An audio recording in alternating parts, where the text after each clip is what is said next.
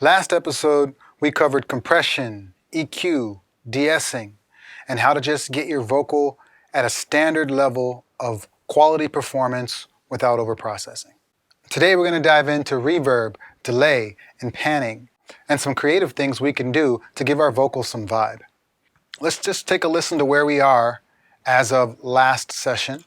I got trouble sleeping, demons that I'm keeping. It's like they moved a family in and ain't no sign of leaving. Voices keep repeating the secrets that I'm keeping. I swear I'm trying to live up to the man that I believe in. We've got clean tone, no mud, a nice little sizzle on the top end. We've also got some compression that's controlling the dynamics so that we have an even performance throughout.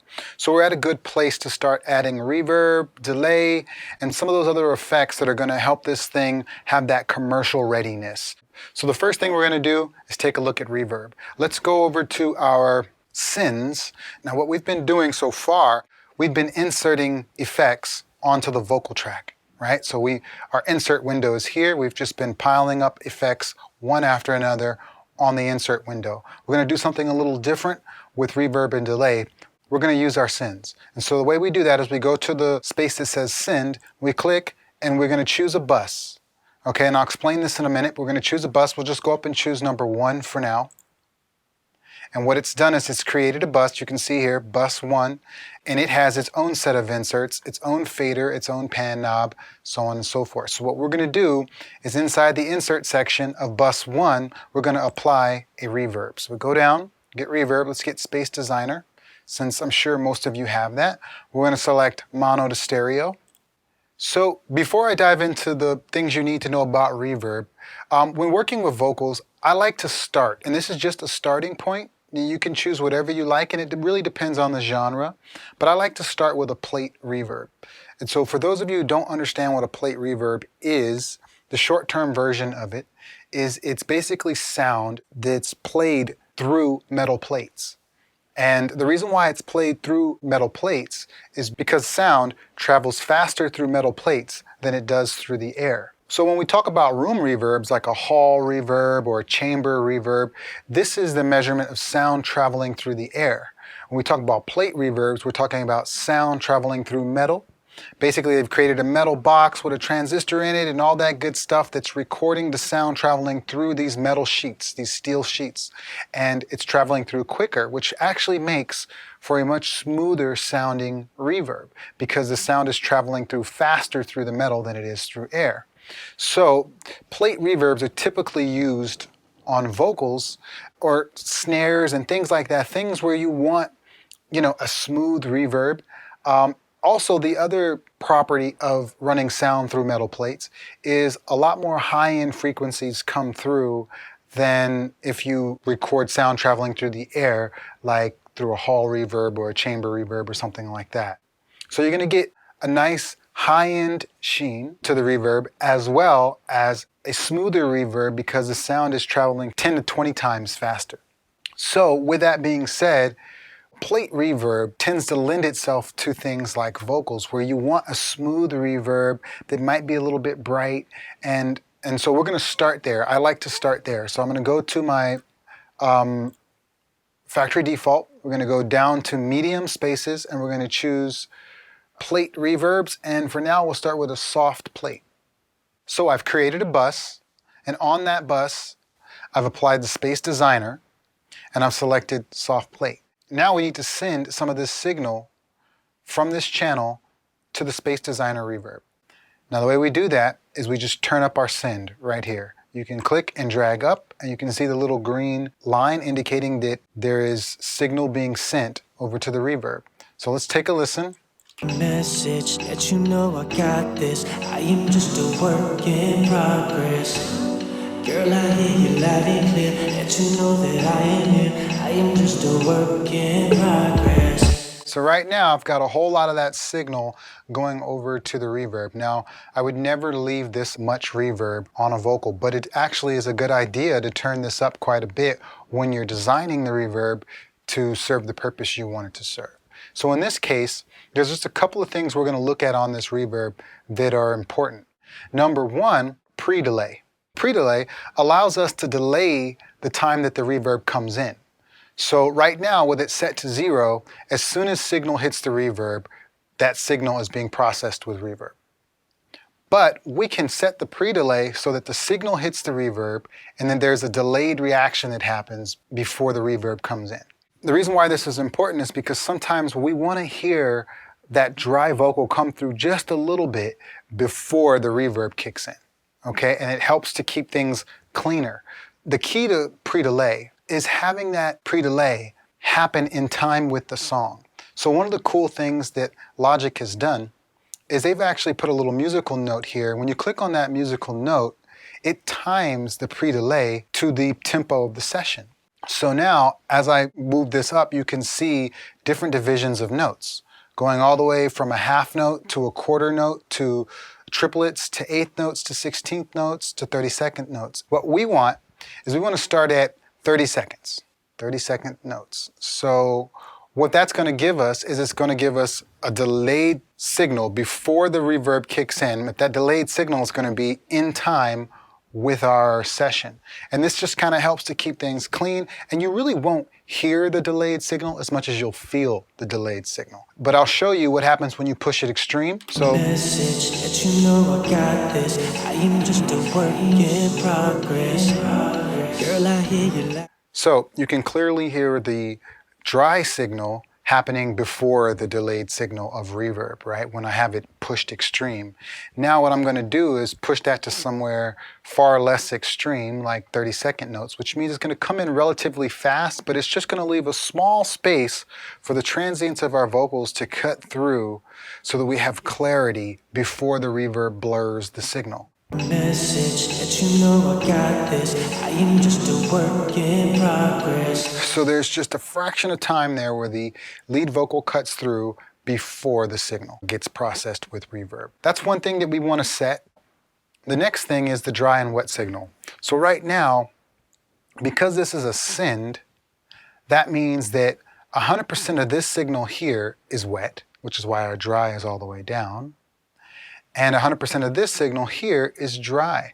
So when we're ready, we can balance this wet signal with this dry signal by just simply turning up and down this fader or turning up and down our send, okay? So that's all that that's doing. The last thing we need to focus on with the reverb is EQ. Now there's a couple of ways you can EQ a reverb. Fortunately for us, Logic has put a built-in EQ right on this reverb. So if I click on Output Reverb, I now have a standard Logic EQ that's right on this reverb where I have filters, which we talked a little bit about in version 1 of mixing vocals. And then I've got my normal EQs, bells and curves and shelves, okay? Which we'll talk more about later. But for the sake of working with reverb, all we're gonna focus on is our filters. So we have our high pass filter, which if you remember, cuts out the lows and allows the highs to pass. And we have our low pass filter, which is the exact opposite, which is going to cut out the highs and allow the lows to pass. What I like to do with most of my reverbs is turn on both of these filters and filter out a lot of the low end information, because the thing with reverb is if it's not filtered out, it can tend to muddy up the mix. Sometimes that's an effect we're going for. But when we're just trying to get a nice, clean, pro-sounding vocal, we want to keep things nice and clear. And so we can filter out a lot of that low end. So what I can do is I can click on my high pass filter and I can just actually type in the frequency I want it to cut out from. Let's go all the way up to 500. Let's see what we get. Message that you know I got this. I am just a work in progress. Girl, I hear you loud and clear. So you can see when you turn the filter off, the vocal starts swimming in a deep pool of reverb, and then you turn it on and things get a little shimmery. And of course there's still a lot of reverb there because we're still sculpting the reverb. It won't be this loud later.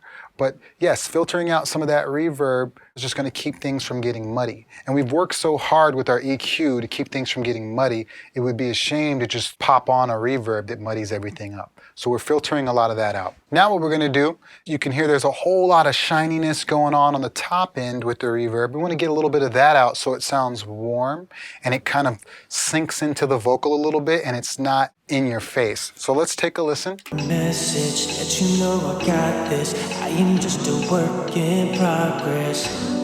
Girl, I hear you loud and clear, let you know that I am here. I am just a work in progress. See how the reverb just gets nice and warm and tucked, and it's nothing drastic. All I'm trying to do is clear out some of the mud of the reverb and round off some of the edges of the high end so we end up feeling the reverb more than we hear it.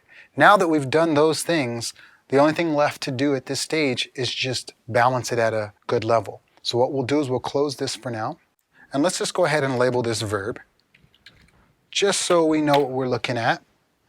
So we can either balance this. This is all wet signal, meaning 100% of the reverbed signal. And we can just turn this down, or we can also adjust from here. Okay, so we can just pull this back, and now we're blending our original signal with the reverb signal. So let's take a listen. I got trouble sleeping, demons that I'm keeping. It's like they moved a family in and ain't no sign of leaving. Voices keep repeating the secrets that I'm keeping. I swear I'm trying to live up to the man that I believe in. So I've pulled it back, and what I'm listening for when I pull it back is I want something where I feel it more than I hear it. And the way I'm able to gauge that is I turn it down until I have to almost kind of question whether I'm hearing it or not. And then I turn it up just a little bit to where I know that I'm hearing it. Okay, now I can just turn the power on and off right here as it's playing and see the impact that I'm having. I got trouble sleeping, demons that I'm keeping. It's like they moved a family in and ain't no sign of leaving. Voices keep repeating the secrets that I'm keeping. I swear I'm trying to live up to the man that I believe in. Great. Because of the genre and because he's singing kind of fast, what I want to do is I want to keep the vocal nice and clear. So if I use a long reverb, what's going to happen is it's going to start to blur things up a lot. Now, if there were these large gaps in between each of his phrases, then I might want to fill those gaps with a nice long tail. But because his phrasing is happening quickly, I want to keep that tail nice and tight, and I just want the reverb to add a little ambience around his voice, to not make it sound like he's singing right in my ear, but to kind of give it a vibe that he's singing in a space. I'm not exactly sure what that space is, but it's dreamy and it's not a distraction from the production, right? So that's kind of where I'm landing at it right now. And then I might choose later, or maybe in the chorus, to go with a different reverb or to make the tail longer. But I think right now for the verse, it's in a good place. I got trouble sleeping, demons that I'm keeping. It's like they moved a family in and ain't no sign of leaving. Yeah, it feels really good. It's starting to have a vibe. Let's listen to it a cappella. I got trouble sleeping, demons that I'm keeping. It's like they moved a family in and ain't no sign of leaving. So we've added a little space, we've brightened up the vocal a little bit more. And this is also why I haven't used a lot of mid-range EQ.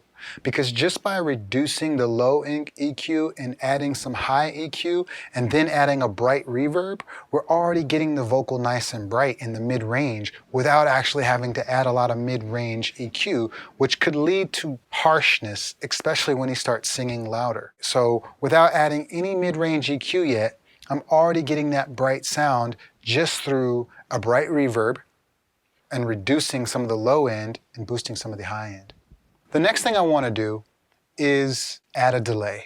So all a delay is it's echoing whatever information we put in there. So what we're going to do is the same thing. We're going to create a bus. We're going to go bus, bus 2. Logic has created a new bus for us with its own inserts. We are going to insert the delay. Just going to go to echo. And a good starting point for a delay would usually either be a fourth note or a half note. Now, because my tempo is kind of high, 132, I'm going to go with a half note. That should have the echo happen right in the spaces. If the echo is happening not quick enough for you, then you would go to the fourth note. And if it's happening still not quick enough for you, you can go to an eighth note or a dotted eighth note and so on and so forth. You can experiment. But I'm going to start with a half note. And we have feedback here. Feedback is how many times that echo is going to ring back to us. Typically when I'm working with a lead vocal, to keep things from getting muddy, I keep this very low. So I would actually put it to 0. And what that means is it's only going to echo back to me once and then it's going to cut out. Dry and wet is the same thing. Right now we have 100% wet on this signal, and as soon as we send this signal over there, we'll be able to blend our wet with our dry, okay?